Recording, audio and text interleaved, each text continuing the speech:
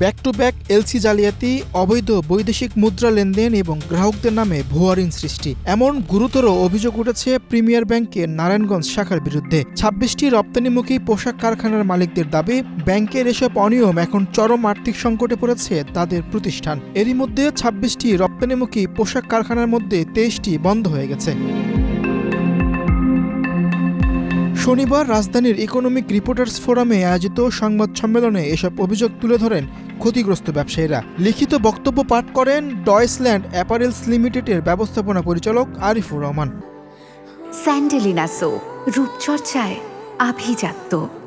বিগত ২০১৭ সাল হতে প্রিমিয়ার ব্যাংক পিএলসি এর কতিপয় দায়িত্বপ্রাপ্ত কর্মকর্তা অবৈধভাবে নিজেরা ব্যক্তিগতভাবে এবং ব্যাংকে লাভবান করার উদ্দেশ্যে উক্ত প্রতিষ্ঠানসমূহের নামে ভুয়া আইডি অর্থাৎ ফেক কমিটমেন্ট আইডি সৃষ্টি করে জাল জালিয়াতির মাধ্যমে একাধিক ভুয়া ও জাল সেলস কন্ট্রাক্ট সৃজন করে।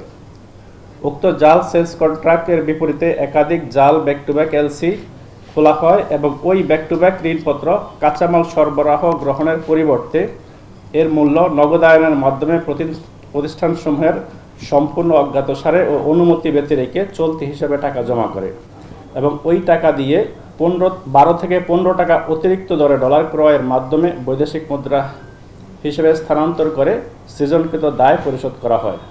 ফলশ্রুতিতে দেশীয় মুদ্রা টাকাকে অবৈধ ও অননুমোদিতভাবে বৈদেশিক মুদ্রা রূপান্তরের মাধ্যমে প্রতিষ্ঠানসমূহ বিপুল পরিমাণ আর্থিক ক্ষতির সম্মুখীন হয়। ব্যবসায়ীদের দাবি, বাজার দরের চেয়ে 12 থেকে 15 টাকা অতিরিক্ত দরে ডলার কেনার মাধ্যমে প্রতিষ্ঠানগুলোর উপর অতিরিক্ত আর্থিক চাপ সৃষ্টি করা হয়। এতে প্রতিষ্ঠানগুলোর উপর তৈরি হয় বাড়তি আর্থিক চাপ।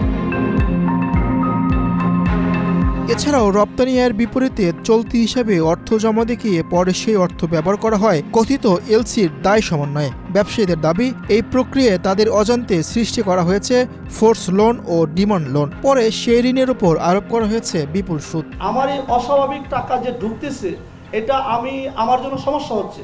আমার এক্সপোর্টের থেকে বেশি টাকা ঢুকতেছে। যে কথাটা বলতেছে যে লোকাল মার্কেটে এই গুডস বিক্রি করে এই টাকা নিয়ে গেছে পার্টিরা, কোনো গুডস কখনোই তারা দেওয়া হয় নাই। গুডস যদি দেওয়া হয় তাহলে আমাদের ফ্যাক্টরি একটা গেট পাসের স্টোরে রিসিভিং থাকে, আমাদের গেটে রিসিভিং থাকে, এটি কখনো ছিল না। তারা নিজেরাই কাগজপত্র সব বানায়া তারা শুধু কাগজ বেচাকিনি করতো। তখন আমি বললাম যে এই টাকা আমার ঢুকতেছে, আমি এটার ইনকাম ট্যাক্স আমার অনেক কিছু জবাব দিয়ে আমি কিভাবে করব।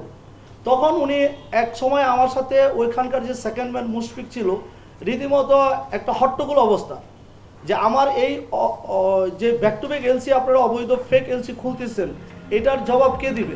ব্যবসায়ীরা অভিযোগ করেন, বাংলাদেশ ব্যাংকের ফরেন এক্সচেঞ্জ গাইডলাইন লঙ্ঘন করে চলতি হিসাব, নগদ জমা ও ঋণ সৃষ্টি করে এলসি সমন্বয় করা হয়েছে। তবে বারবার পূর্ণাঙ্গ হিসাব চাওয়া হলেও ব্যাংক তা দেয়নি, বরং কিছু ক্ষেত্রে ফাঁকা চেক ব্যবহার করে অর্থঋণ আদালতে মামলা করা হয়েছে।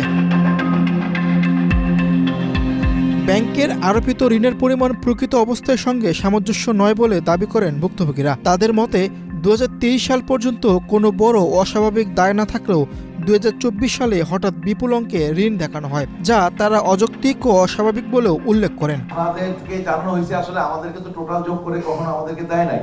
তারা বিভিন্ন প্রতিষ্ঠানের যে এক একজনের এক একটা পেপার ধরাই দিছে, সব মিলে তারা ছাড়। তখনকার সময় আমরা জেনেছি 2023 সালে যখন বিএফআই রিপোর্ট করলো 3000 সামথিং 3081 কোটি টাকা। পরবর্তীতে এটা প্রতি বছরই তারা 17% ইন্টারেস্ট অ্যাড করতো এবং এই অ্যাড করে করে এটাকে বাড়াইতো। এবং শুধু তাই না, 3000 যখন দেখাইলো, পরবর্তীতে তারা নাকি ওই যে বিএফআই যে রিপোর্টটা দিয়েছে, হয়তো আপনাদের কাছে আছে কিনা, আমার কাছে বিএফআই রিপোর্টটা আছে পুরোটা। এই বিএফআই রিপোর্টের মধ্যে তারা মেনশন করেছে, বিএফআই কর্মকর্তারা, যে এখানে ফেক কমিটমেন্ট আইডি করা হয়েছে। এই ফেক কমিটমেন্ট আইডি 2023 সালে যতটুকু বের করছে, তারপরে গিয়ে আরো তারা বের করছে যে এটার এই ফেক কমিটমেন্টের আন্ডারে নাকি আরো ছিল, তাদের ইন্টারনাল অনেক এলসি ছিল যেগুলো আমরা জানতাম না। অর্থ মন্ত্রণালয় ও সরকারের সংশ্লিষ্ট কর্তৃপক্ষের কাছে নিরপেক্ষ উচ্চপদে তদন্ত এবং স্বনামধন্য অডিট ফার্মের মাধ্যমে পূর্ণাঙ্গ হিসাব নিরীক্ষার দাবি জানিয়েছেন এসব ব্যবসায়ীরা। মিরুষণ সরকার, বাংলাদেশ প্রতিদিন।